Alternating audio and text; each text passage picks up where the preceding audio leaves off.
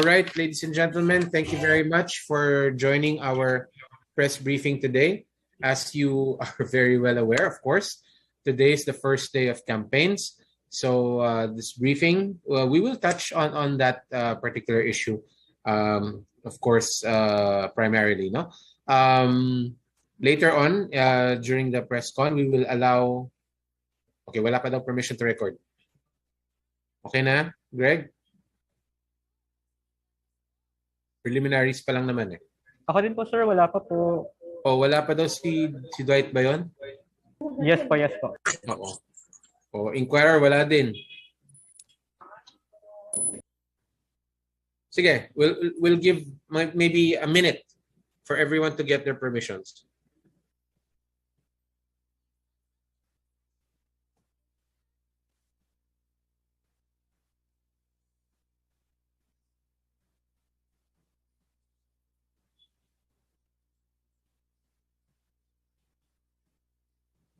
Okay na? Wait lang po, All right. sir. Okay, thank you. Later on in the briefing, I will give Director Eliza Sabile David, who is working very closely with the commissioner in charge of the campaigns committee, Commissioner Ray E. Gulay, to give us an update on the progress of their work in that committee, right? But in general, just an overview first of the first day of campaigning.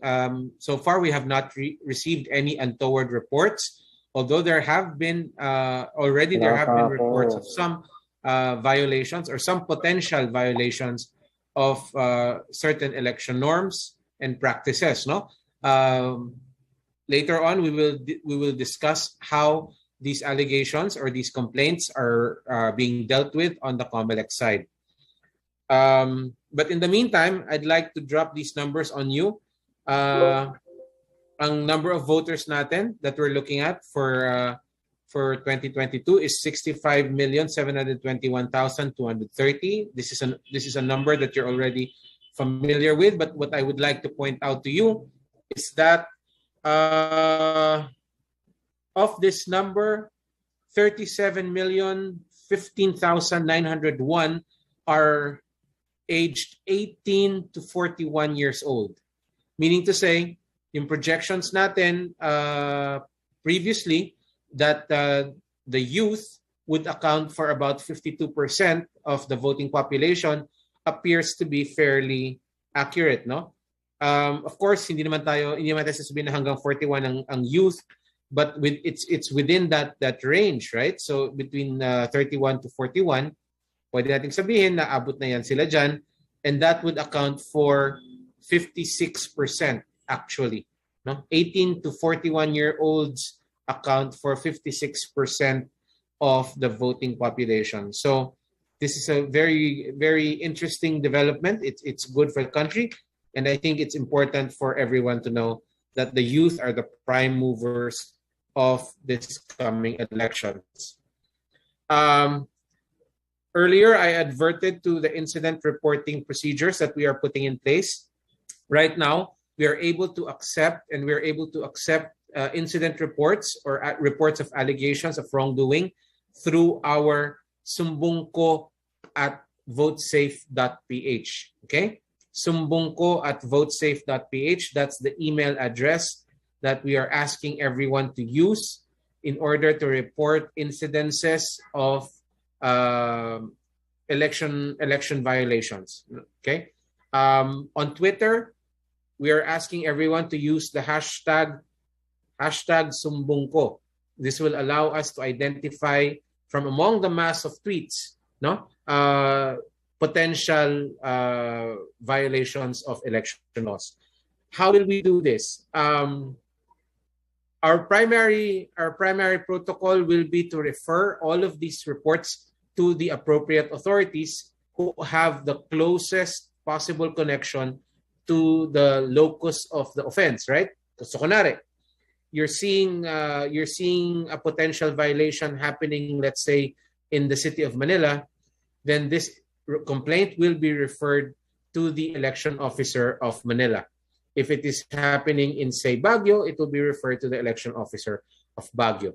because they are the closest Comelec official there, and they are in the best position to take action. Please remember that the idea here is that we will refer these complaints for appropriate action. No, we have to always understand that action on these complaints are subject to the requirements of justice. Right? So, unang sumbong ko at votesafe.ph is the email address that we're going to use. And on social media, you're going to use hashtag sumbong ko. Okay? Hashtag sumbong ko. You can send that to the social media accounts of the Comelec. You can send that to @Comelec or @Radyo Comelec. But just use the hashtag and we'll probably spot it anyway. Finally, we have ballot printing updates. As of yesterday, we've already printed 17,502,631. 17,502,631. 17,502,631. We have a breakdown that we will make available to you on the chat group. But just to quickly run it down right now, we've printed 60,000 LAV manual ballots. That's local absentee voting. Overseas voting manual ballots are 79,080 or 79080. For the BARM, we've printed 2,588,193. For overseas voting AES, we've printed 1,618,122. For the 63 barangays of North Cotabato, manual ballots, these are 86,280 ballots total. For Caraga, we've printed 1,868,798. For Region 12, 2,606,492. For Region 11, 3,236,251. For Region 10, 3,060,485. And for Region 9, 2,298,930. As you can see, we have quite a way to go, but it's also very important to note that this is already a significant chunk of the total work that we need to do. Okay, is Director Eliza ready for her presentation about the campaign committees? Here, sir. All right. So I turn the floor over to Director Lai. Director Lai, go ahead.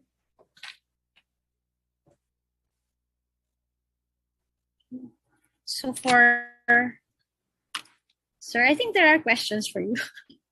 Yeah, well, no, we'll do the questions later. You muna. Okay. So for update,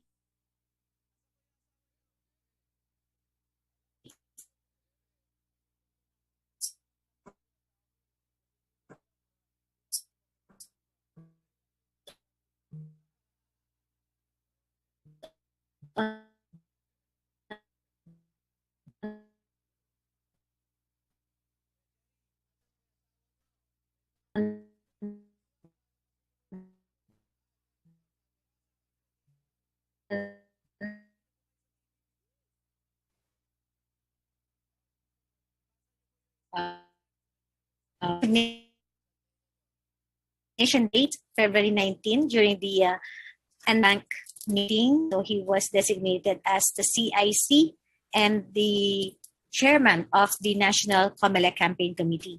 So as mentioned earlier by Sir James, campaign period for the national level has started today. So just an update on the number of applications received by the regional Comelec Campaign Committee. So at this morning, but I cannot really give you how many of these applications were denied and approved. Okay? So bulk of this figure comes from NCR. So they have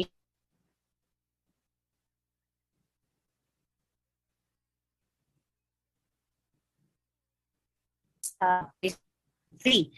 Now, presidentiables who already applied, no, for the conduct of campaign. We have for VP Leni Robredo and for Ferdinand Marcos Jr. in his camp, Mayor Isko Moreno, and Senator Pinson and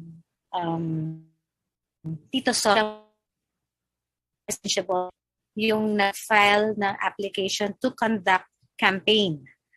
And but I have an application, but because it was filed out of time or they lacked some requirements, they were denied. So there is one application that was denied for VP Leni, but doesn't mean na lahat po, isa lang po ito out of the several applications that they filed. And this was, NCR. This application was filed in NCR. And there's one application by the camp, is Comoreno camp in Region 3 that was also denied due to, it was filed out of time and they lacked for the approval of. So far, Boss James, that's all I have for an update on the NCCC in this first day of, or the start of the campaign period.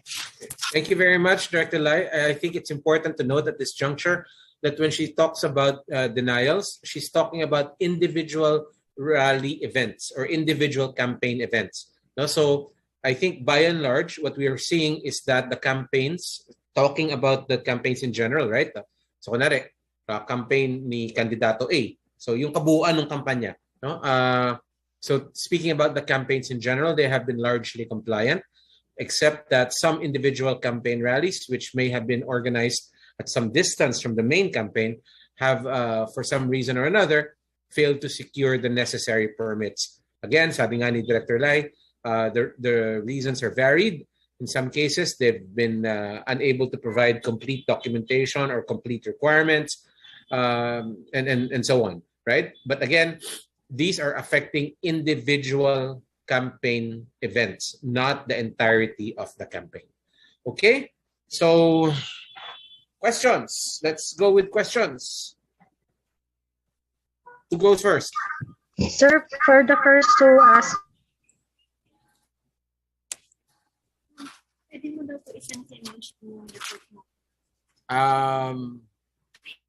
Okay. Shall we start? The first person I saw raise her hand was Ina of ABS-CBN. So can we start with Ms. Ina? Good afternoon, Director James and Attorney Lai. Director, with your indulgence, I think it's a common issue with all of us. Can we just ask, please, Director Lai, to enumerate the figures, the pending applications, because we missed out on a lot of the figures, Director. The signal was really bad. Perhaps just the figures po. Would it be okay if we just posted it on the group chat para wala rin tayong signal loss, no? My signal is also really bad. Do you hear me now? Sige. All right, that'll do, Director. Thank you. Okay. On with my questions po. Sir, I know that you've seen the sights, you've heard the sounds these past few days. People are really very excited with the official start of the national campaign period. And obviously and understandably, there are breaches in protocols, specifically the physical distancing protocol, Director. Can I just ask you, who really are the point persons on the ground po? I mean, as far as our implementation and monitoring are concerned, I know that we deputize some agents, but who gets to monitor these breaches? Yun po, and how can we address these lapses po? Okay. This falls within the ambit of Comelec Resolution 10732, part of the in-person campaigning rules yan. No? So I would ask Director Lai to take that question on, except that she disappeared. Is she there? Is she still there? Tech, is she still there?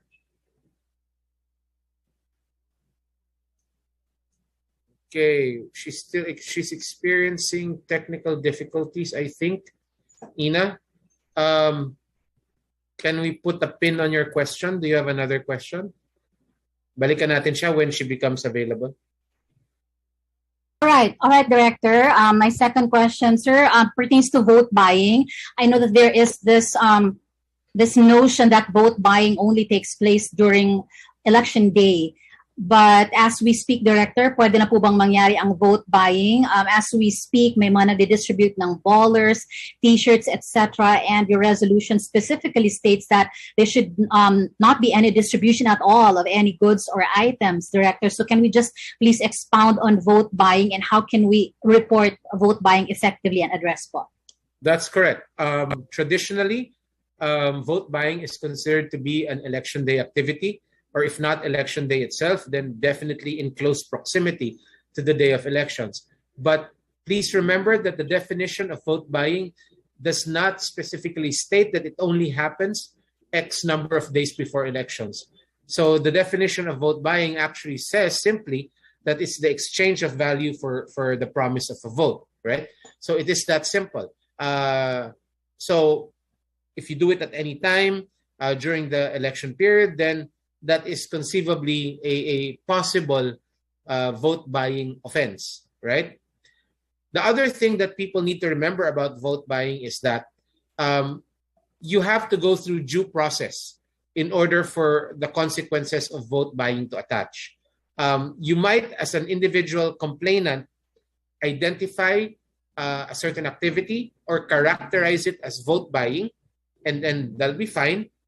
But for legal purposes, for the attachment of accountability and consequences, you're going to have to prove that in a proper forum, which means there has to be adherence to due process, which is why earlier this morning we came out with guidance on what the best way to adhere to that process is, right? Which is, number one, to document the instances of vote buying that you see. Of course, we're asking you to do it safely. Number two, to file a complaint. And with a reminder that posting pictures of money with sample ballots stapled to the money or whatever, putting them online, this is not proof of vote buying, but you're going to have to file a complaint in order to put teeth to your actual complaint. And third, you're going to have to stick to the case. You're going to have to pursue the case to its conclusion, meaning to say you have to be available for all of the legal processes that happen after you file the case. That's the best way to really ensure that vote buying is prosecuted. No? Again, just to remind you, the Comelec does not have a police force. We have deputized the police, and to that extent, they are helping us. But, vote buying happens potentially everywhere. And it potentially happens in places where there are no official police presence. So it's a little difficult to expect the Comelec to be there at that very moment to jump behind every corner and say, aha, you're buying votes. Medyo unrealistic po yan. And of course, there's no instant consequence to all of these things because we have to adhere to due process. So these are the things that you need to remember about vote buying, along with our assurance, of course, that if anyone files a complaint, we will do everything in our power to assist them in that process. Director, as far as the OEC is concerned, there are different kinds of vote buying, like a symbol distribution of anything in kind can constitute vote buying. Essentially, Director, kung titingnan, parang lahat ginagawa sir, di ba, namimigay ng shirt, etc. Well, we have... Okay, I understand, but we have to distinguish din naman, right? When we talk about giving things, we're talking about things of value, right? So, for example, if I were to give candy, small candy to an individual person, hindi naman vote buying siguro yan, di ba? And traditionally, that has not been considered vote buying. Okay? And again, ultimately, vote buying is about what you can prove na binigay as a consideration for a vote. But traditionally, again, things of nominal value, very small value, for example, ball pens, ganyan, notepads, stickers that they can use for their cars, etc. These are normally not considered indicators of vote buying. Thank you, Director. Director, do we already have an update on the on-the-ground survey, the ocular inspections that were conducted by the local Comelec offices? For polling places? Yes, sir, because I know that there are also some unusual or traditional polling places damaged by Odette, and therefore, do we have any update at this time? Yeah, well, we don't have updates for you, but the process is continuing with our field operations group. That's the group that's assigned to prepare the polling places, right? And one of the things that one of the ways that we know that this process is still ongoing is that there are still requests for transfer of venue for in some cases for voting, in some cases for canvassing, right? Again, citing instances of storm damage. So, ongoing pa yung process na yan. Wala pa tayong final na pwede mai-report sa publiko. I will try to get an update in terms of what's being done. But I'm sorry, unfortunately, that will not be today. Usual, Director, the alternative areas for polling places are, ano po ba yung pinaka-conducive in consideration also of the pandemic? What are the alternative polling places that you have in mind, ideal ones? Well, for the most part, we're still going with the schools, except that we're not looking at the smaller classrooms, right? So we're prioritizing the really big classrooms, especially if the schools have new buildings, for example. Then that's where we're going to locate it. No, there are some places where schools are not available for one reason or another, and we're looking at the possibility of using gymnasiums, in covered gyms as possible venues for voting. But those venues, they have very unique challenges also, right? Because if you have a gymnasium, then you're talking about a whole lot of people in what is essentially still limited space. So the election officers who are conducting the survey are taking all of these things into consideration. Again, we'll provide an update from the field operations group as soon as possible.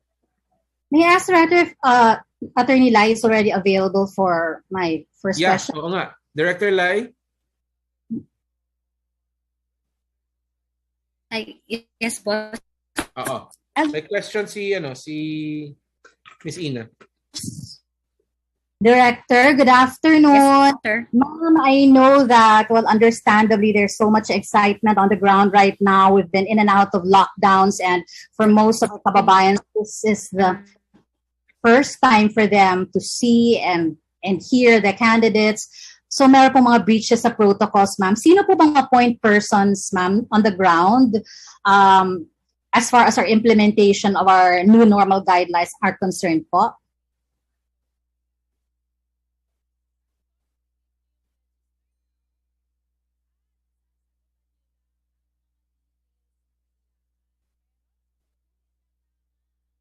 Eliza, we're not hearing you.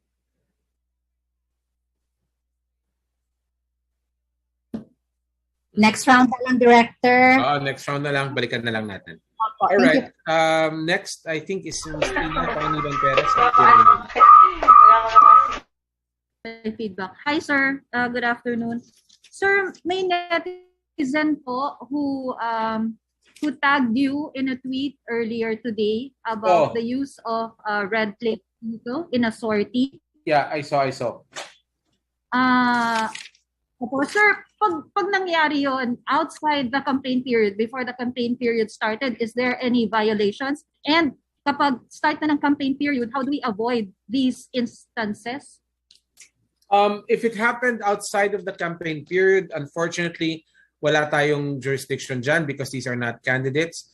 On the other hand, if it happened during the campaign period, it's very important to to know kung kanino yung vehicle na yon, ano? Obviously, at first glance, there seems to be a problem because, of course, government resources cannot be used for partisan political purposes. However, there is some CSC guidance, Civil Service Commission guidance, particularly on the matter of political officers, meaning to say persons who occupy elective office. Persons who occupy elective office are, in fact, given a lot of leeway in engaging in partisan political activities. What we need to clarify on is if these vehicles are assigned to them as service vehicles, will there be a difference in the treatment of these vehicles as well? Will the accommodations extended to political officers cover also their assigned government resources? I would think not, but I would like to get some clarification on that matter with the appropriate agencies, particularly CSC and DILG. So I am preparing to write a letter to these agencies to request clarification on this issue. Sir, nag-start na po yung campaign period. How will the Comelec monitor that what will be reported in the SOSE is accurate? Lalo na po meron na ring internet campaigning and there are pop-up ads that are, somehow hard to track, sir? Well, as far as internet and online campaigning, that one's actually a little easier because for the most part, yung mga platforms that provide these services are bound to report to the Comelec. So they are bound to report to the Comelec all of the ads put out by the candidates, and they have records of these ads. So it's actually easier to back check. As for the rest, we will be using the same processes that we've used before, where we're going to back check through our connections with several other organizations, right? For example, BIR and that association of CPAs. So I don't have the exact roster of partners that the Campaign Finance Office will be tapping, but that is the model that we've been using since before. Sir, there are still pending cases before the Comelec kahit nag-start na po yung campaign period, not just for the presidential election, but meron pa rin po sa other positions. How will that impact on the campaign, sir? It won't. Of course, the people who are subject to disqualification proceedings will campaign as though there were no challenge to their candidacies. I'm sure everyone will do that. The consequences, of course, will come once the decisions are handed down and the disqualification cases are resolved one way or the other. In which case, if a candidate who has campaigned successfully is eventually disqualified, then they will have to be taken out of office if they've already qualified and occupied the position. In which case, the votes that they received will then be considered stray. And the succession will be how, sir? The one mandated by law. So kung sino man yung, kunyari, kung mayor yan, tas natanggal siya, so yung vice mayor magsasucceed sa kanya. Sir, yun din po sa kulang pa yung unbank. How soon or how urgent should Malacanang make the appointments of the three? Well, Malacanang has always kept to its own timetable, but we're pretty sure that they know how crucial this particular time is. So we're hoping that they will take that into consideration and appoint new commissioners as early as possible. Having said that, I'd like to point out that the Comelec is not crippled by the absence of a full bank. Right now, we have 4 commissioners, which is enough to constitute a quorum. Except that, of course, that's very challenging because if you have 4 commissioners constituting a quorum and only 4 commissioners, then that means that you really can't spare any of them, right? So they always have to be at the same place at the same time in order to get any business done. So that'll be pretty challenging pretty quickly.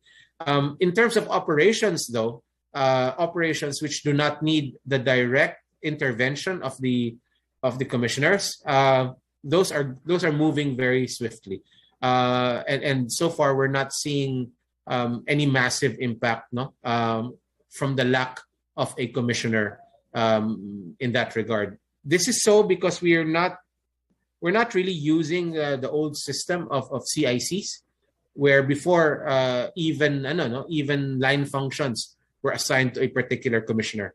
That's not so now. The Comelec rules as a collegial body strictly. So there's 4 in that collegial body, so everything will go along smoothly. Sir, last na po, Comelec NCR conducted Operation Baklas today. Can we just get a soundbite on that, sir? Yes, it's very important kasi that we try to adhere to the rules contained in the Fair Elections Act, no, particularly the common poster area. So we're glad that these operations have commenced, and that we assure the public that they will continue to conduct these operations periodically to remove misplaced and wrongly sized campaign materials. Sir, walang kaso dun sa mga nasa poster? Meron kasing mga may mga removal or may mga abatement, no? Na tatanggalin lang natin kasi kailangan natin tanggalin. There will be cases in the proper instances.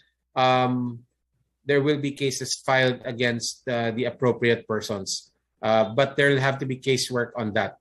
We're going to have to identify the people who placed the materials and who placed them there, under what circumstances, and who is ultimately accountable for that. It's a little difficult to do that for all of the posters that you see. And in many cases, you're doing it as simply as abatement of a nuisance. No, tinatanggal mo lang kasi mali naman siya dyan. Thank you, sir. Thank you, Miss Tina. Sir, next is Mr. Dwight Dylan of Rappler. Dwight, go ahead.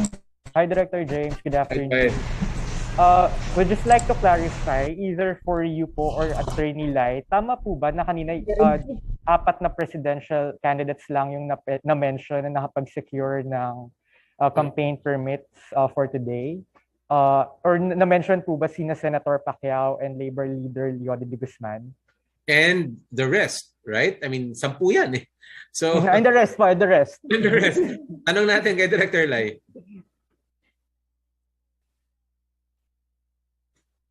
Director Lai. Yes, Vice James. God. Attorney Lai, narinig niyo po ba yung tanong? Yes, I heard your question, sir. So far po kasi yung applications that were reported to us, 71, and that is for the entire country, no? For the lahat na po ng regions yan. But then, yung napag-mention lang ng mismong mga names ng mga candidates is two regions. So far, sa 2 regions na yon, we have identified VP Lenny, and then Ferdinand Marcos Jr., Isko Moreno Domagoso, and Senator Ping Lacson and Tito Soto tandem. Yun lang po. So far. But doesn't mean na sila lang po talaga apat. Attorney Lai, what do you mean po na region? Parang ano pong regions yung nag-report? Right now I have NCR and Region 3. Region 3. Okay po. So kasi For the names. For example po kasi if I recall correctly po, si Mr. Leody de Guzman is holding his proclamation rally ngayon sa Quezon City. So pag wala po ba doon siya sa 71, ibig sabihin hindi po ba siya nakapag-secure ng permit or hindi naman po necessarily? No, not necessarily. One of the things, if I may, Lai, well, one of the limitations of what Director Lai is reporting now is that not all of these reports have actually made their way to the central office. Kasi marami tayong levels eh. So iba't iba tayong levels. So it is possible na incomplete reporting ang hawak natin dito. We will update this as we go along, and then we will back check the previous days, no? So kunwari, if we're able to get a report from NCR tomorrow, for example, we'll check kung yung ginawa kahapon ay covered ng mga permits. Okay po. And Attorney Lai, Director James, yung kay VP Lenny and Mayor Isko Moreno, you said na the up permits for at least one specific event each were declined because they were filed out of time. Pwede lang po pa-specify what does that exactly mean? Parang hindi po ba sila nakapag-file on time or hindi po ba na-approve on time? When we say filed out of time, it means that they didn't make the deadline for the filing of the permit to campaign, of the application for the permit to campaign. And I think in those cases, Director Lai will confirm, those cases actually did not take place. Kasi nga, wala silang permit. Okay po. And Director James, I would like to ask about the debates. I think you've mentioned, Attorney Lai mentioned that the debates, the first round of debates has been moved to March. May we know lang po what is the reason for this later start of the first round of debates? Well, there are a lot of COVID concerns kasi among the people who are involved in setting up and the staging of the debate, no? And there's a lot of negotiations still to be done with the candidates. So we decided rather than rush things that we would propose to the bank to just move the start date by several days so that we're starting. I think the latest that we can start, that we will start, will be March 6 and 7. Okay, sir. Does that mean po ba na i-amend yung sa Comelec Resolution 1070? Kasi parang may nakalagay po yata doon na yung first week, second week, first and second week. Ganyan. Right. Well, the Comelec has the authority to the Comelec has the authority to set these schedules, right? So that should not be a problem. Opo. And Director, nakalagay din naman sa 1070 na at least one vice presidential debate. Pero in the past kasi parang you floated the possibility na tatlo na yung VP debates. Pero kanina sabi rin ni Attorney Lai na possible na isa na po ulit. So ano po yung latest sa discussions? Well, this will all be taken up in the bank tomorrow, no? And we're looking to reduce the number of VP to maintain the number of VP debates to the one debate. Again, considering, of course, the pressure of COVID, it gets a little difficult when you start figuring that into the mix. Also, the fact that there are 9 of them, right? So, medyo challenging talaga, especially given the other limitations. So, Director, parang is this a recommendation of the Education and Information Department that will be tackled by the NBank tomorrow? Hopefully, yes. Hopefully, they will tackle it tomorrow. But is it a recommendation? Yes, of the EID? Yes, absolutely. Okay po, sir. And kamusta naman, sir, yung memorandum of agreement? The last time parang you said that it was being finalized. Has there been, may mga invitations na po bang na-send to candidates? We've already started with the reaching out process. We will update you as we get more results. But right now, wala pa tayong confirmations. And lastly, sir, clarification lang doon sa guidelines natin ng in-person campaigning. I think that's 10732. Yes. May nakalagay pa ring policy on face shields. Although nakalagay naman din parang subject to existing IATF guidelines. So, ngayon ba pag may yung mga kandidato, hindi sila naka-face shield and even the supporters, is that okay? Hoping to get clarification lang from Comelec. Okay. As far as the use of face shields is concerned, we feel that it's necessary to point out that even under IATF guidelines, face shields are still there. Only, of course, voluntary. The use of it is voluntary, and it becomes mandatory depending on the alert level. Now, as far as using it for campaign purposes, it remains a crucial cornerstone of minimum health protocols. And subject to the ruling of the CCC, we will have to announce later on what the action is for those minor infractions that we are seeing now. We're seeing a lot of people kasi they take off the shield, or they put it back on and then they take it off. Kuminsan napipicturean sila walang shield. and then later on meron na naman. So we're going to have to decide what to do with instances like that. But in general, the guidance remains. The guidance is still use face masks and face shields, especially for high-risk environments such as campaigns. Okay, sir. Thank you. Sir, good afternoon. We have a question from Gab of Daily Tribune. He is asking, sir, saan po kabit ng campaign posters? Sir, saan po pwede at bawal magkabit ng campaign posters? From Gab po. Ang pwede lang kabitan ng campaign posters ay yung common poster areas. And common poster areas are declared or identified by the local Comelec office. No? For example, yung circumferential fence sa mga parks, usually ginagawang common poster area yan. Local Comelec offices can also erect billboards and designate them as common poster areas.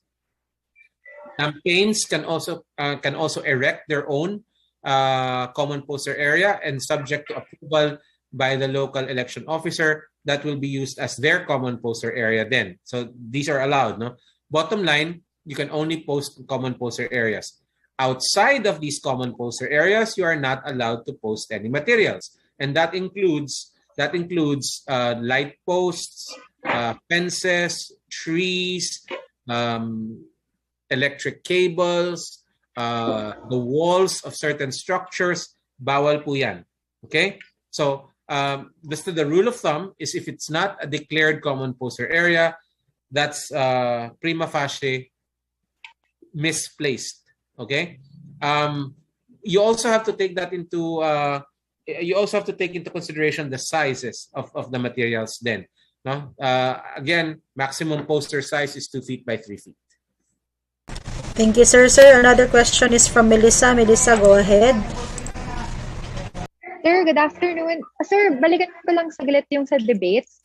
So, 1 for VP, 3 pa rin po ba for the presidential or nabawasan din? Again, Melissa, recommendation namin yan ha. Hindi pa yan final. So, recommendation namin is we stay at 1 VP debate and 3 presidential debates. Alright. So, sir, after the guidelines po ba ang negotiations with media partners as well, sir? Yes. We will be calling the media for a technical alignment meeting prior to the first debate. Alright, sir. So, sir, balikan ko din yung sa violations or infractions in in-person campaigns. At what extent, una, sir, sinong hahabulin natin if we spot these infractions, and at what point can we attribute that lapse to a candidate na as mentioned earlier, sir, di ba, it's a possible election offense, although medyo mahirap i-determine at what point answerable yung candidate. You're talking about accountability, right? When we see that a person, for example, is committing an election offense, automatically, obviously, that person will be accountable, but who else? Diba? Yan ang question dyan eh. At what point will the accountability rise up to the level of the candidate himself? The rule of thumb there is that, of course, if the candidate knew that the violation was being committed and approved of the conduct that is violative, then obviously accountability will reach up to them. But that is a matter of proof. You're going to have to prove na alam nung kandidato at pinayagan niya yung violative behavior na yun. Alright, sir. So, kunwari, sir, we're also seeing kasi even actual candidates not wearing masks. Sa ibang mga coverage this early. Violation nila yan. No? Again, but that has to be taken in the proper context, number 1. And number 2, there has to be due process. When I say context, I mean, are we seeing them like going around the entire campaign na walang mask, or baka for that particular picture lang nagtanggal ng mask?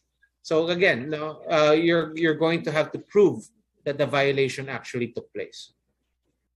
All right, sir, dun sa Ayun, Yeah. sir. Sir, just to clarify then, yung number of voters, no? It's 1:1 sa ballots. Tama, sir? Yes, 1:1. Per, Yeah. Alright. And then, sir, may update ba dun sa petition nila VP Robredo on the exemption of Angat Buhay? Or will that be tackled pa lang? Wala pa. I'm not sure if it will. Tomorrow is an unbank, and bank sessions are not really judicial sessions, so to speak. I don't know if it's already been tackled by the division that to which it's been raffled, but we'll try to update you tomorrow after the unbank. Alright. Sir, may update po ba dun sa case against Raffy Tulfo, senatorial candidate Raffy Tulfo? The petition to cancel COC. Sige, I'll put that in the queue of the things we need to update with you. Yes, sir. Tsaka yung Tiburcio versus Bongbong, sir. Tiburcio Para last ma-resolve na. week, di ba last week yan? Na parang, ayan na naman ako. Wala pa. Tiburcio eh. Wait lang. Sa dami nalito na. Oo nga eh. Hindi, I saw an update last week that actually had something on Tiburcio. Can I ask the tech to look that up so that we can settle that right now? It was a matrix that was released last week, and it indicated that the disposition of the case of Tiburcio. Oh, yun, sir. Sige po. I'll wait for that kasi yung last update ata, sir, is submitted with the division. Yes, sir. Thank you. Ayan, no? Sinasabi ng tech natin dismissed na daw. Could you make that matrix available and try to get a copy of the order of dismissal, please? Yes, sir. Yung decision na lang po, sir. Sige. Thank you. Thank you. Thank you, Melissa. So we have a question from Miss Donna of Inquirer.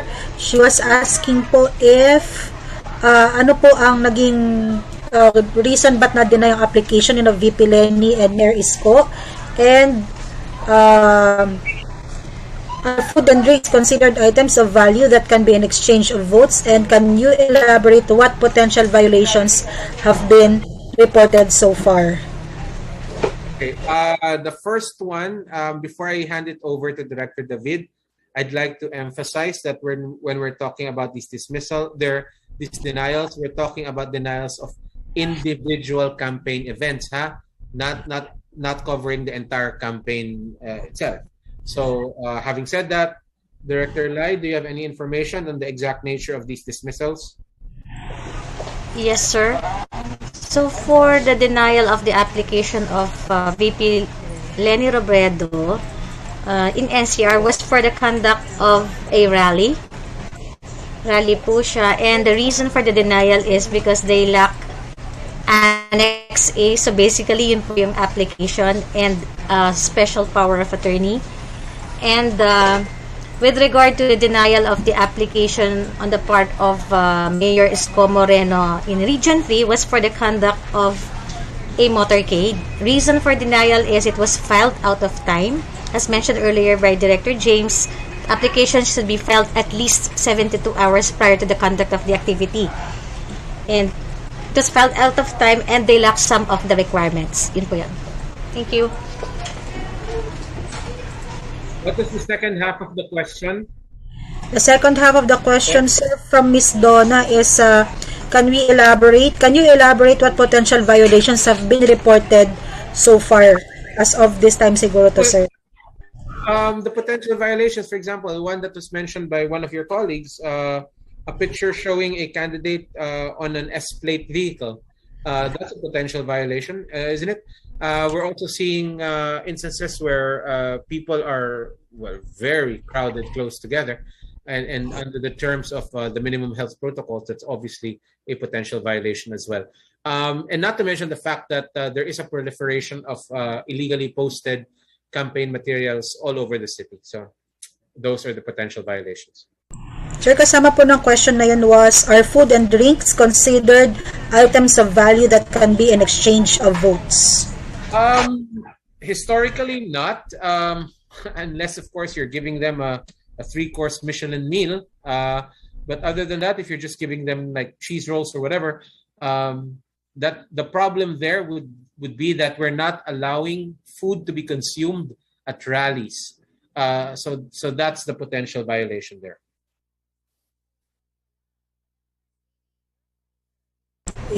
Then, sir, we have another question from the chat box from John Victor Ordonez of Business World.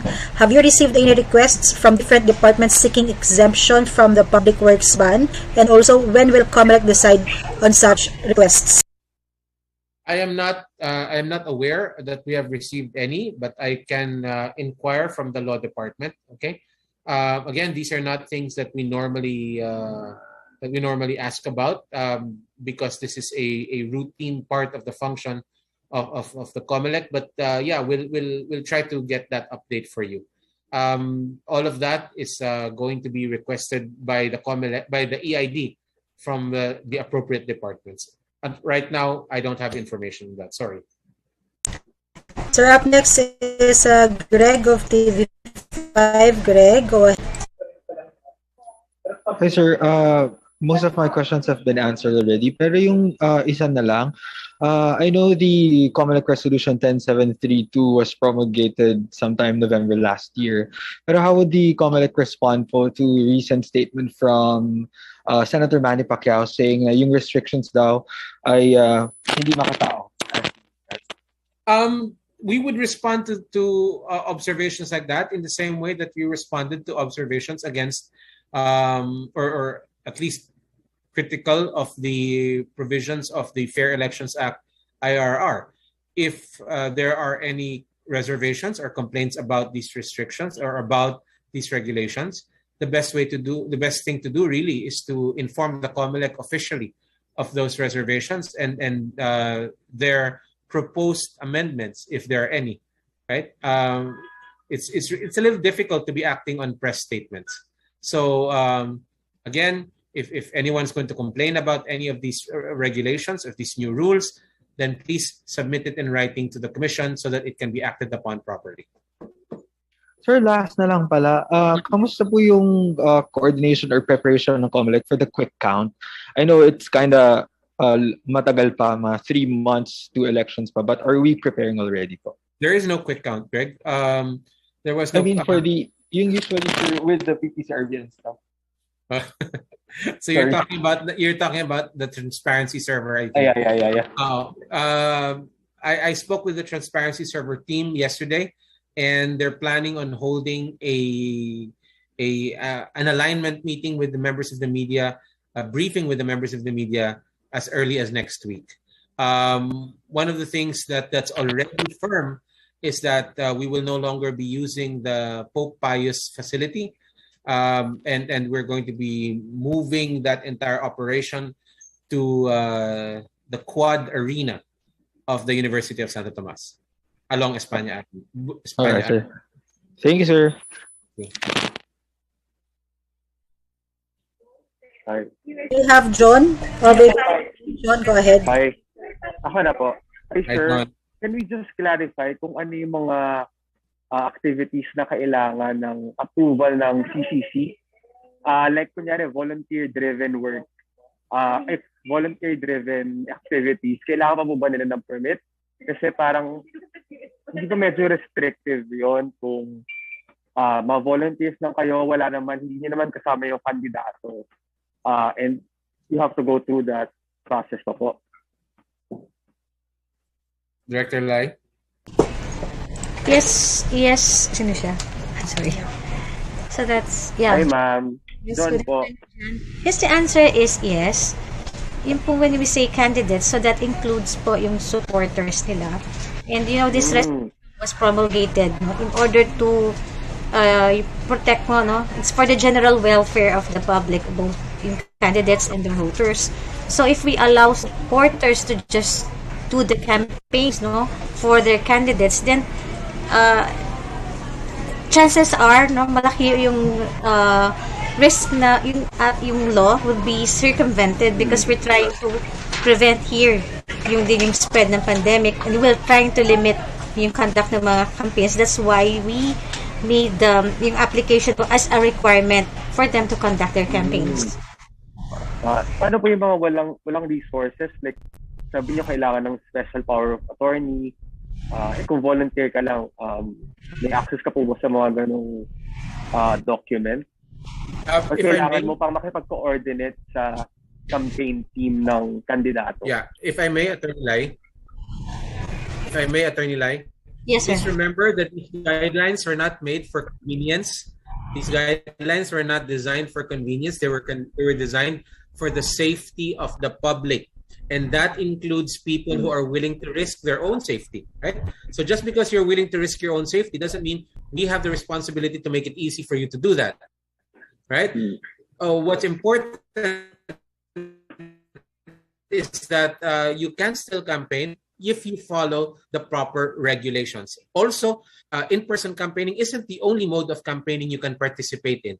Please remember that there are other ways of campaigning that are available to you that are less risky. So please, I don't think we will argue about these regulations, especially as it applies to ordinary people. Yeah. Again, these regulations are not designed to make it easy for everyone. These are designed to keep everyone safe as much as possible. Yeah. Sir, kahapon meron yung tweet about posters ng kandidato. Sabi niya pwede siyang i-take down kung oversize siya. And may nag-argue na parang free speech daw po yun. And meron na silang sinasite na Supreme Court decision. Yeah. Ano po ba yung patakaran doon, sir? Ang sinasite nila ay Archdiocese of Bacolod versus Comelec, no? And I think it's instructive to actually read the case rather than just go by the final lines of that case. Because in Archdiocese of Bacolod, it would seem that a distinction was being drawn between statements of advocacy and simple campaign posters. Okay? I'm trying to call up the text of the decision so that I can read to you the actual parts of the decision that I am referring to. Hang on. Sige lang, sir. Okay. So the case of the Diocese of Bacolod versus Comelec involves a big tarp that was erected by the Diocese of Bacolod that had the words Team Patay and Team Buhay on the tarp. All right? Team Patay and Team Buhay, and then names under there. So this tarp was originally taken down by the Comelec, and of course the diocese complained, saying that it was free speech, it was religious speech, and that Comelec had no right to take it down. Now, when it finally reached the Supreme Court said that, number one, this isn't religious speech. So let's get that out of the way. This is not religious speech at all. So the issue eventually boiled down to whether or not Comelec had authority to regulate this sort of expression. Now, the really big takeaway by many people from a lot of this is that, number one, in the pithy language of the decision, sabi niya, size matters. So sinasabi dito sa decision na if you're going to post something like that, of that nature, then if you're going to restrict the size of it, that would essentially negate the value of the poster. Because what sort of poster would be effective if it were small lamang, di ba? But the thing is, it was referring to the specific Team Patay, Team Buhay poster and the specific nature of that particular article. No? So I'm trying to find that section of the decision where the court made that distinction very clear. Okay, hang on.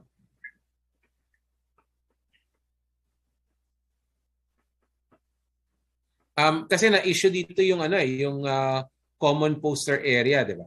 Yung constitutionality ng prohibition. Pero sir, kunyari nasa bahay mo, tapos yung poster ng kandidatong sinusuportahan mo ay siguro kalahati ng bahay mo. I-take down niyo po ba yun? Like, anong magtulak sa inyo to to do that po? Our rule is that even if you're posting on private property, you cannot post in excess of the allowed sizes. You can post campaign materials on your personal property, but you're still going to have to abide by the size requirements. So, in your example, if it's half the house, then that's not going to be allowed. Okay. Sige, sir. Meron po ba tayong pending petitions for other election propaganda materials na hindi specified doon sa resolution? Kunyari, alcohol, face mask, may nag-file po ba na petition to allow those kinds of materials po sa kampanya? Wala pa. Wala, sir. Pero under the Comelec resolution, hindi yun allowed? What do you mean? Kasi di ba parang may mga items na specified lang as election propaganda materials na pwedeng ipamigay. If hindi siya specified doon, ibig sabihin bawal siyang gamitin for campaign. But these are things of nominal value lang naman. Bibigyan kita ng isang bote na alcohol, magkano lang ba yun? So, again, ito yung nasa kategorya ng mga candy, ballpen, cap, ganyan. So, traditionally, ito yung mga things of nominal value. They're not great value, so they're not really covered. Last na, sir, meron po ba tayong areas na under categories higher than 2? Kasi exactly aware.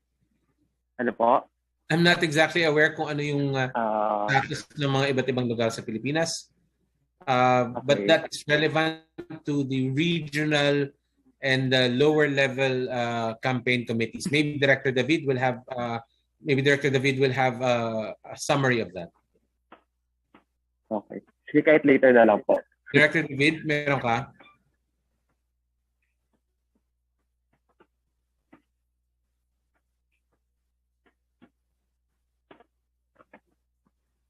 Sir, babalikan daw po ni Director live. But for the meantime, sir, we have Dante Amento of UNTV.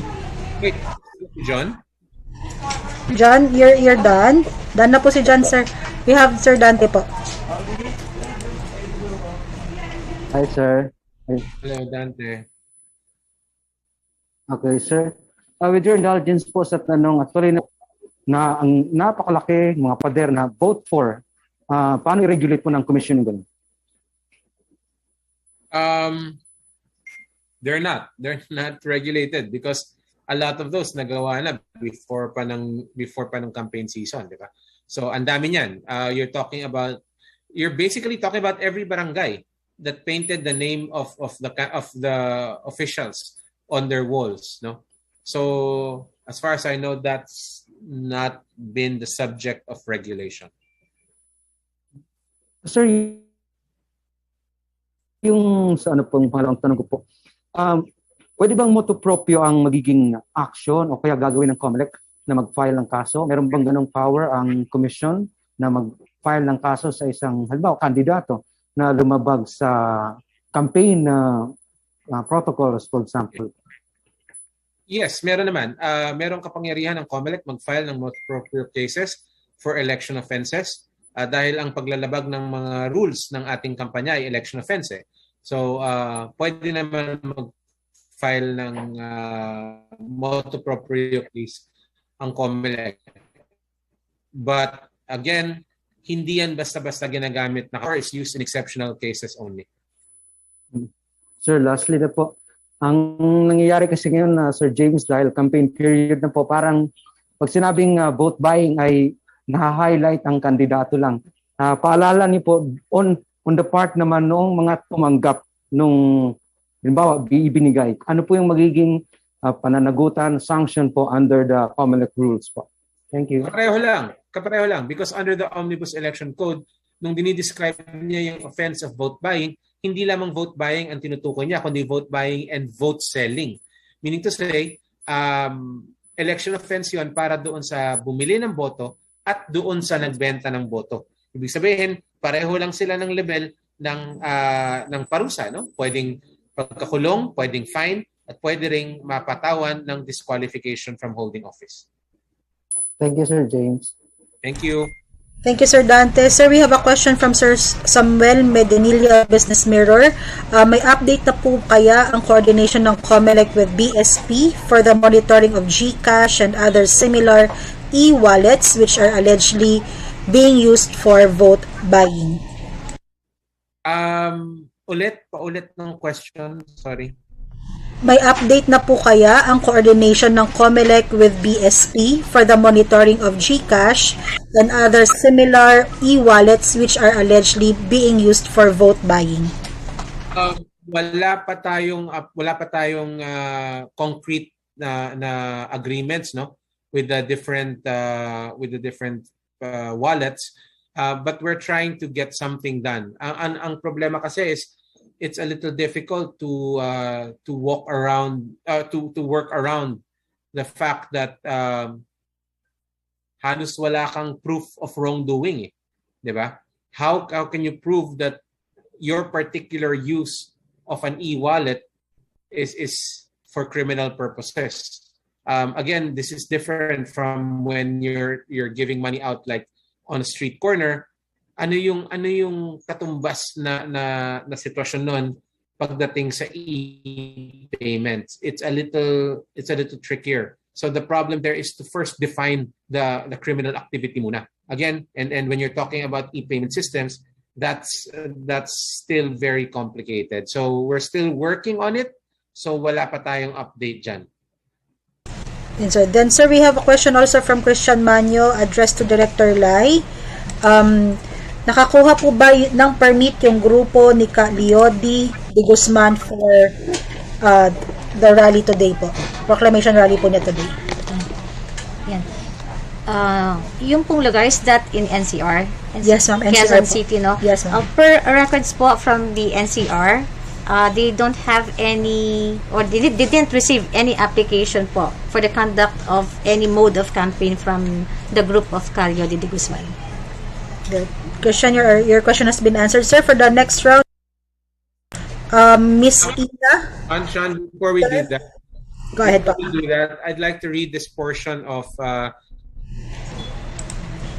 Bacolod versus Comelec. No? Sabi dito, regulation of election paraphernalia will still be constitutionally valid if it reaches into the speech of persons who are not candidates or who do not speak as members of a political party if they are not candidates, only if what is regulated is declarative speech that, taken as a whole, has for its principal object the endorsement of a candidate only. Okay? Sabihin, kung yung speech mo is vote for this person only, or iboto mo si ganito, ganyan, and the overall purpose of that speech is simply to declare an endorsement of the candidate, then regulation is still constitutionally valid. What is protected is when you are speaking of advocacies of a social issue, which is what the Team Buhay, Team Patay poster actually was. It wasn't a declarative statement of or an endorsement of a candidate. Okay?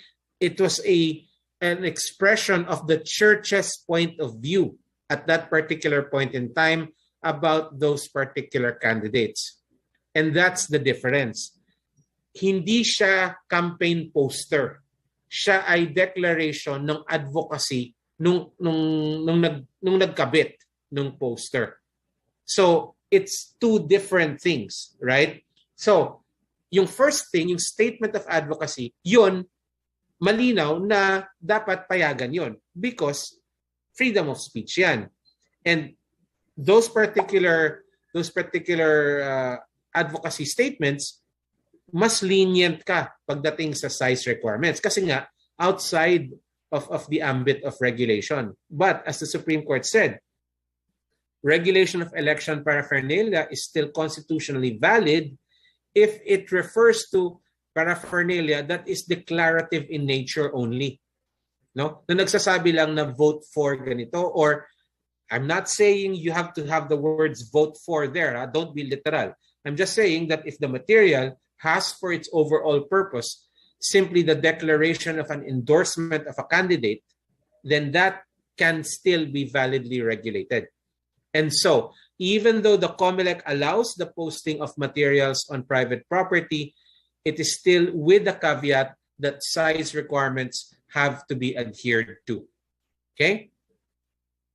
Sige. Okay, sir. Sir, may follow-up lang po si Christian before we proceed to Miss Ina. May proclamation rally po at Quezon City ng 6 p.m. ang team ni Calyodi. If they push through, is this considered as an election offense? Director Lai? Definitely, it is an election offense because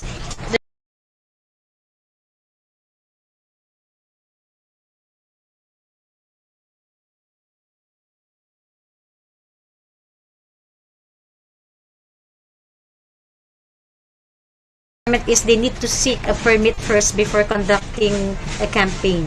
So, yes, it is. Miss Ina, go ahead po. Thank you, Ms. Sean. I'd like to follow up lang on that, Director James and Director Lai. In instances where freedom parks are concerned po, generally speaking, there are no need.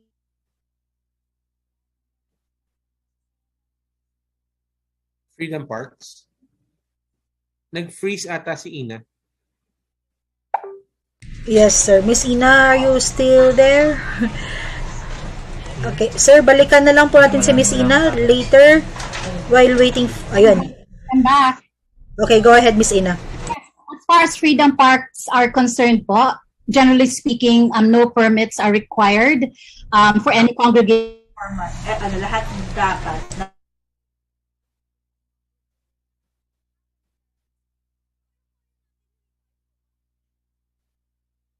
Miss Ina, are you still there po? Okay, nawala po si Miss Ina, sir. Sir, we have a question here from Miss Nika of Verifies. Yes, sir. Wait. I think malinaw naman yung question ni Miss Ina. Freedom parks in general, they don't need permits to use them. So, are they covered by our own campaign rules? Director Lai? Yes. Actually, we're not talking about whether your venue is free or not. What we're trying to regulate here is the conduct of the campaign, yung nagkakaroon ng congregation. So, with that, they still need to ask for permit and they should apply, no? Dun sa specific CCC for the conduct of that campaign na gagawin nila dun sa Freedom Park. And if there are any challenges to that rule na lang po, they better elevate that na lang siguro to the proper venues, no? Director Lai, because some would argue that that is really a blanket authority for freedom parks to be free for everyone, regardless of the intent or the aim. So ganun na lang po. But for the time being, they have to secure their permit. Yes, ma'am. That is right. I'll go to my Director J. Just to Director, we're talking of two sets of offenses during the campaign period, sir. One, election offenses, violations of the Omnibus Election Code, and then another set of offenses, violations of local ordinances or IATF rules. And therefore, parang may delineation po yan when it comes to minimum health standards or public health protocols. Those fall under IATF, local ordinances, COVID-related measures. And then when it comes to election offenses as punishable under the OEC, very specific po yung identification. Tama po ba, sir? I'm not sure I quite understand what you're saying, but can we put it this way? Election offenses are specifically identified under the Omnibus Election Code, referring to specific acts. Okay? Yun lang ang tatawagin nating election offenses. Everything else is an election offense for some other reason, like a violation of a special law or a violation of the revised penal code. But as far as using the term election offense is concerned, those are very specific items that are mentioned in the OEC and various other election laws. So, clear? And therefore, Director, any violation, for example, of minimum health standards by candidates do not constitute an election offense, sir? Oh, but we put in our resolution that a violation of the minimum health standards shall be considered an election offense under the Omnibus Election Code. Director Lai is raising her hand, so I think she has clarity on that. Yes, ma'am. Yes, ma'am.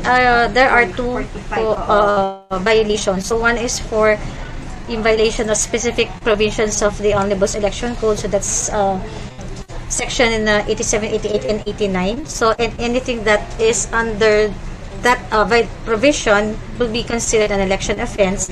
And if the violation would be because the candidates or supporters did not follow po yung requirement of observing yung minimum public health standards, then that will be violation of RA 11332. And that is not an election offense. So, iba pong violation naman po yun. That will be, if a complaint will be lodged sa prosecutor's office po yun and not with the law department of Comelec. Thank you for the clarification of the two types of offenses po. Ang clarify ko lang din, Director James and Attorney Lai, regarding the face shields po, saan po siya, like, yung risky areas, ano po yung mako-constitute ng risky areas aside from the alert level classification? We're talking of enclosed spaces. So pag open spaces po, we can do away with the face shield, especially kung yung alert level medyo loose po. Wala naman kaming dinistinguish na risky areas, Miss Ina. I think walang ganyang klaseng distinction being drawn. The requirements are that we should use these face shields, period.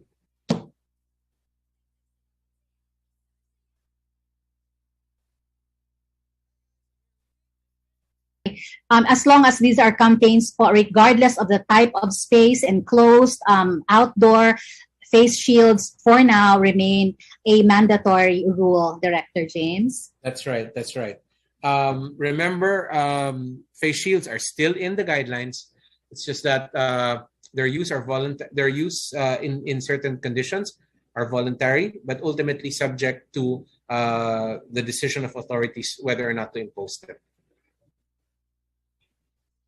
Abulin ko lang, Director James, yung first question ko for Director Lai, now that her signal is better po, regarding dun sa implementation of our new normal guidelines, Attorney Lai, who are our point persons on the ground, sino po nag-i-implement nitong ating resolution po sa regarding the new normal guidelines, just to be very clear about it lang po, Director. Thank you.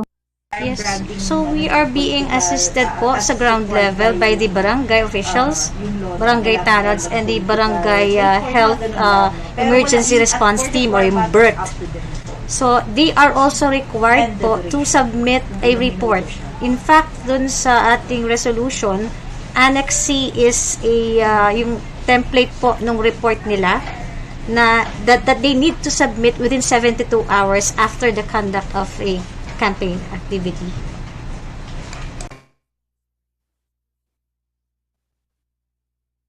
Thank you, Directors James and Lai. Thank you po. Thank you. Thank you, Ms. Ina. Sir, we have a question from the chat box from Nika of Verifiles. Meron pong mga online groups na nagpapakalat ng information na required daw po ang vaccination card bago makaboto, and for those unvaccinated, kailangan din po ng latest RT-PCR bago makaboto. Can we get a clarification on this? False.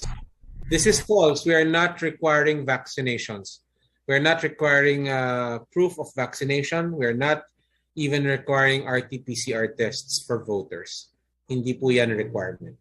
And since we're on the subject of debunking fake news that's floating around on the internet, one of the things I saw couple of days ago, I think it was, or was it this morning? I'm not sure anymore. Was this sort of information that if you wanted to vote for a name on the ballot, that you had to shade the oval on the right side of the name that is appearing after the name. Mali po yun. That is not correct. The shading ovals are prior to the name. I have a ballot here somewhere, and I can show it to you. But the format of the ballot is oval followed by the name. Okay, so if you shade the oval after the name, you are not selecting that name. Okay, so mali po yung kumakalat na information na yun. And I hope that everyone corrects it when they see it. Thank you, sir. Sir, we have a question from Greg of TV5. Greg? Sir, quick clarification lang po. Wait, sir.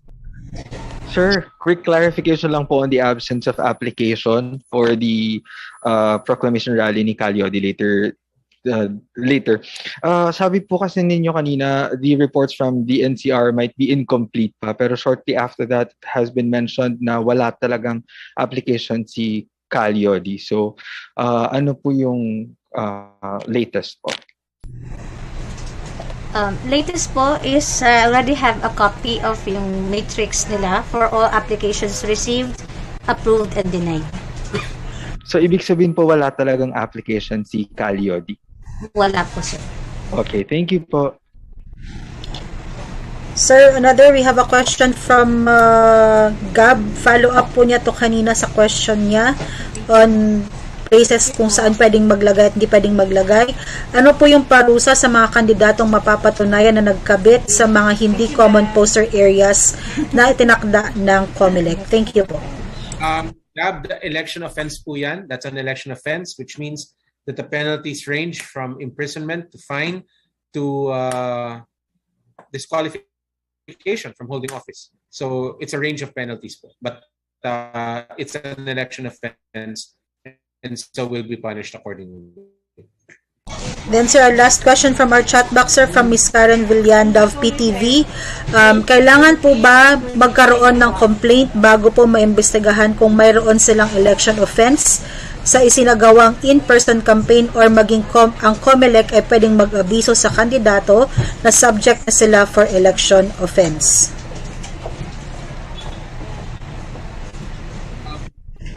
My sense here is that there has to be a complaint, no?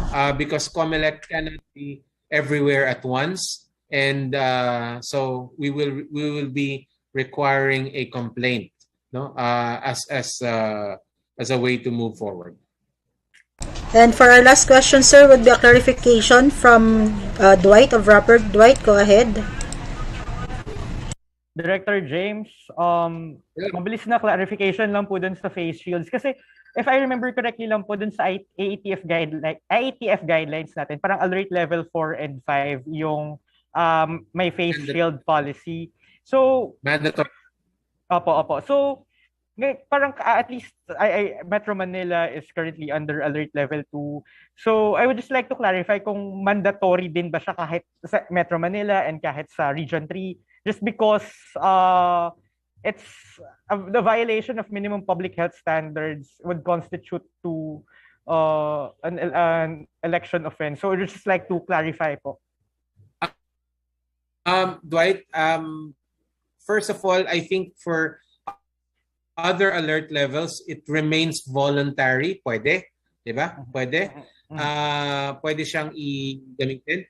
And even in areas where you have low alert levels, when you talk about specific locations, recognize din yung authority ng mga tao who have control over those areas to mandate the use of face shields, right? This is the reason why, for example, in hospitals, we still require the use of face shields, right? Even though they are in a level 2 area. In this case, the Comelec has made the determination that campaigns are not ordinary places, right? And as far as the Comelec is concerned, mandating the use of face shields is justified. Okay, sorry. So as it stands, Comelec is authorizing, is mandating the use of face shields until ma-amend itong Comelec Resolution 10732. Yes. Okay, sir. Thank you. Yes. Sir James, others last follow-up na po from Sir Dante Amento. Sir Dante? Yes. Hi, Sir James. Isa na lang po. Update na lang, sir, sa mga social media account verified na nag-apply po sa EID. May mga nadagdag po ba? And kung may data po tayo kung sino-sino po. Thank you. Medyo marami yan, Dante. We'll make that list available to you na lang on the chat box doon sa ating Viber na group, no? Medyo marami kasi. It's a voluminous record. So we will make that available to you. And I hope that before we close out today, after that last clarification on Calyodi, Tech can post the graphic on the schedule of the e-rallies that will start tonight. Okay? Tech, please get that ready while we tackle the last follow-up question that I saw on the chat box. Actually, dalawa po. We have one from John of ABS-CBN. Update po sa social media verification ng candidates. Dante, diba? We will post the ones that have already been verified. So far, for example, it's just speaking of verification, I think 200, tama ba, Sarah? More than 200 accounts have been verified on YouTube, actually. But that's not the verification that we're talking about. But those have been verified, I think, in connection with the election. So things are moving along. As far as social have been registered with the Comelec, again, that's a voluminous record. We will make that available to you through the chat. Then, sir, for the very, very last question from Ms. Ina. Ms. Ina, go ahead. Thank you so much. Sir, because may 72-hour rule for application of permit, therefore, sina Calyodi, kahit na ihabol po nila ngayon, Director, talagang hindi na po pwede? Hindi na po, ma'am. Yun na po yung filed out of time na po siya. Apa. And madi-deny po yung application nila yun. Tapos hindi po sila nag-apply, ma'am, no? Tama po ba? Initially, did I get it right po? Or nag-file pero out of time? Walang application pong received. Apa. Thank you po. Okay. Just to clarify that, hindi po pinagbabawal na mangampanya ang kahit sino. Pero yung mga public events, yun yung mga mass gatherings. Yun ang nire-regulate natin, yung right to campaign. I just want to make that very clear because I'm a little concerned na, something might be lost in the message. No? But people might suddenly think na pinagbabawal yung pangangampanya. Hindi po totoo yan. What's being regulated is the mass gatherings. So yun po yung subject ng ating regulation. They can still campaign using other modes of campaigning, but they cannot hold mass gatherings without a permit. Thank you, Dr. James. Thank you very much. Could you please share screen for the schedule of the e-rallies that will be airing tonight, starting tonight at 7 p.m. on our Facebook and social media channels. Thank you. So being shared on the screen is now the schedule for tonight's Campaign Safe Comelec Rally, e-rally for presidential, vice presidential, senatorial, party list, and political parties, sir. It will start po at 7 p.m. tonight. Thank you. Wrong spelling yung Pacquiao. Pakiayos. Yes, sir, we will po. Thank you. So that's it, ladies and gentlemen. Thank you very much. And I'll talk to you again soon. Bye-bye. Thank you.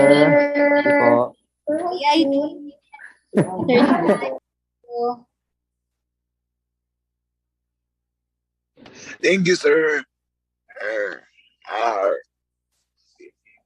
Pagbalik mo, ano oras?